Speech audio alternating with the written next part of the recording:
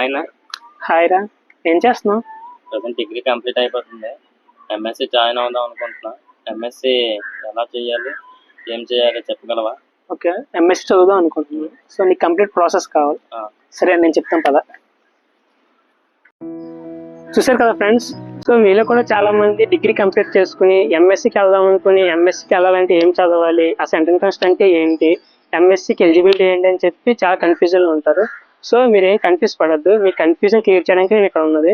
So అసలు MSc అంటే ఏంటి, ఏ ఎగ్జామ్ రాయాలి, మీకు ఉండాల్సిన ఎలిజిబిలిటీస్ ఏంటి అన్ని కూడా కంప్లీట్గా ఈ వీడియోలో చెప్తాను. సో వీడియో ఏంటంటే ఎక్కడ స్కిప్ చేయకుండా కంప్లీట్గా చూడండి, చాలా ఇన్ఫర్మేటివ్గా ఉంటుంది. అలాగే ఫస్ట్ టైం నా ఛానల్ విజిట్ చేస్తుంటే ఛానల్ సబ్స్క్రైబ్ చేసుకోండి. సో ఈ ఎంఎస్సికి సంబంధించిన ఎవ్రీ అప్డేట్ మీకు ఎప్పటికప్పుడు అందిస్తూ ఉంటాను. ఇంకా వీడియో స్టార్ట్ చేద్దాం గైస్.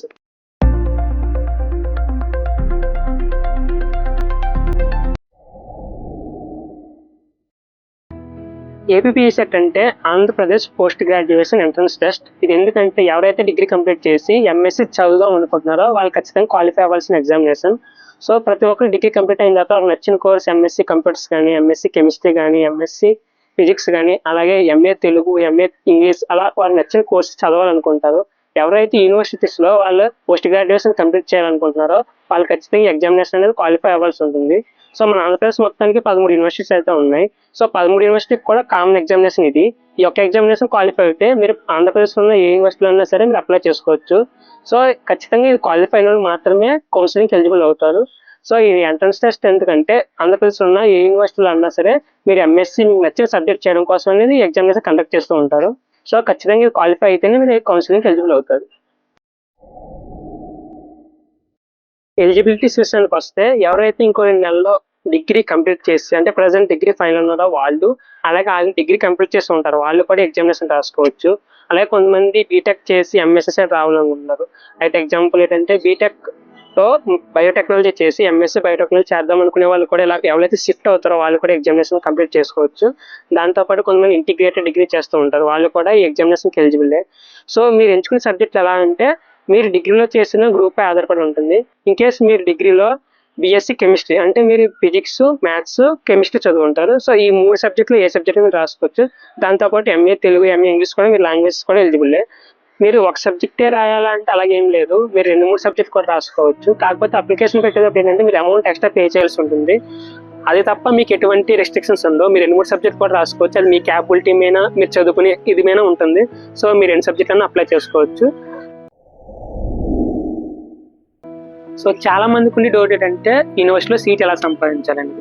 యాక్చువల్లీ 2020కి ముందు ఏపీసెట్ అనేది లేదు. అంతకు ముందు వరకు ఏంటంటే ఏ యూనివర్సిటీ సంబంధించిన ఎగ్జామినేషన్ ఆ యూనివర్సిటీ కండక్ట్ చేసుకునేది. సో ఆ ఎగ్జామినేషన్ ఎవరైతే క్వాలిఫై అవుతారో వాళ్ళు కౌన్సిలింగ్ పెట్టుకుంటే ఆ యూనివర్సిటీలో సీట్ అనేది వచ్చేది. బట్ 2022 తర్వాత అన్ని యూనివర్సిటీకి సంబంధించి కామన్గా ఎగ్జామినేషన్ పెట్టడం అనేది జరుగుతుంది. సో ఆంధ్రప్రదేశ్లో ప్రతి ఒక్కరు కూడా ఈ ఎగ్జామినేషన్ క్వాలిఫై అయితే తప్ప మీరు యూనివర్సిటీకి కౌన్సిలింగ్ అనేది పెట్టుకోలేరు. సో కొంతమందికి ఎలా ఉంటుందంటే పర్టికులర్ యూనివర్సిటీలో చదువుకోవాలి అన్న, నేను ఆంధ్ర యూనివర్సిటీలో చదవాలనుకుంటున్నాను, లేదా నేను ఎస్వి యూనివర్సిటీలో చదవాలి, లేదా ఆచార్య నాగార్జున యూనివర్సిటీలో చదవాలని చెప్పి పర్టికులర్గా కొన్ని యూనివర్సిటీని సెలెక్ట్ చేసుకుని ఉంటారు.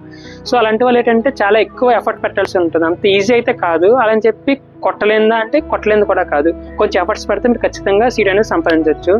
దాంతోపాటు ఏంటంటే ప్రతి యూనివర్సిటీలో కూడా అన్ని సబ్జెక్ట్స్ ఉండవు. ఎగ్జాంపుల్ మైక్రోబయాలజీ తీసుకుంటే మనకు టోటల్గా 13 యూనివర్సిటీస్ ఉంటే అందులో సబ్ యూనివర్సిటీస్లో కూడా ఆ సబ్జెక్ట్ అనేది లేదు. సో ప్రతి సబ్జెక్ట్ అన్ని యూనివర్సిటీలో ఉంటుందా అంటే ఉండదు. సో సెలెక్టెడ్ యూనివర్సిటీలో సెలెక్టెడ్ సబ్జెక్ట్స్ ఉంటాయి కాబట్టి మీరు చదువుకున్న సబ్జెక్ట్ ఏదో ఉందో దానిపై ఎఫర్ట్స్ పెట్టి చదివితే తప్ప మీ సీట్ అనేది రావడం కష్టం. సో అలాగే ప్రతి యూనివర్సిటీలో ఒక లిమిటెడ్ సీట్స్ అనేవి ఉంటాయి. యాక్చువల్లీ ఉంటే 40-50 తప్ప అంతకు మించి ఎక్కువ సీట్స్ని మీరు ఎక్స్పెక్ట్ చేయడానికి లేదు. ఆ 40 సీట్స్లో కూడా కేటగిరీలో కొంతమంది వెళ్ళిపోతాయి, అలాగే క్యాస్ట్ బేస్డ్ మీద కొన్ని వెళ్ళిపోతాయి, ర్యాంక్ బేస్డ్ మీద కొన్ని వెళ్ళిపోతాయి, స్పెషల్ కేటగిరీ, హ్యాండిక్యాప్డ్, ఇలా ఏ కేటగిరీకి సంబంధించిన ఆ కేటగిరీకి సీట్లు సపరేట్ చేసి ఉంటారు.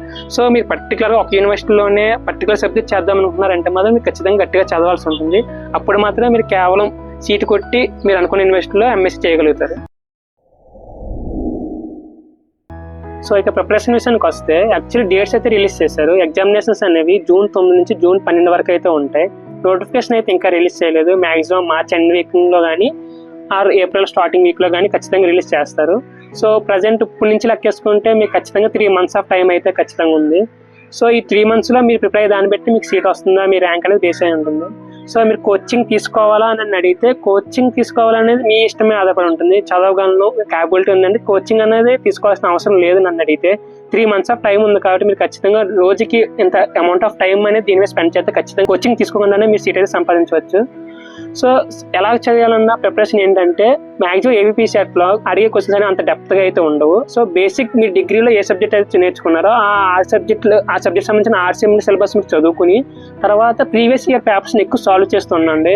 అట్లీస్ట్ ఒక 10 years ప్రీవియస్ పేపర్స్ మీరు సాల్వ్ చేస్తే ఏ టాపిక్ నుంచి ఎక్కువ క్వశ్చన్స్ వస్తున్నాయి, ఎంత డెప్త్గా క్వశ్చన్స్ అడుగుతున్నాయి అనేది మీకు తెలుస్తుంది.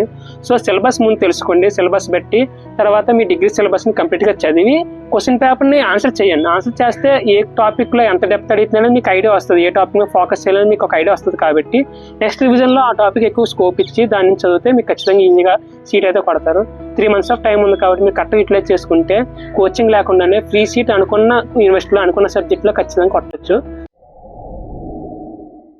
So every year ABP set examination సంబంధించిన సిలబస్ అనేది సైట్లో అప్డేట్ చేస్తూ ఉంటారు. సో మీరు గూగుల్లోకి వెళ్ళి ఏబీపీ సెట్ వెబ్సైట్లోకి వెళ్తే మీకు అక్కడ సిలబస్ అనేది కనిపిస్తుంది. అక్కడ నుంచి సిలబస్ డౌన్లోడ్ చేసుకుని చదువుకోండి.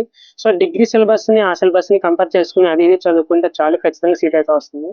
సో ఈ వీడియో నచ్చినట్లయితే లైక్ చేయండి, షేర్ చేయండి, అలాగే ఛానల్ సబ్స్క్రైబ్ చేసుకోండి.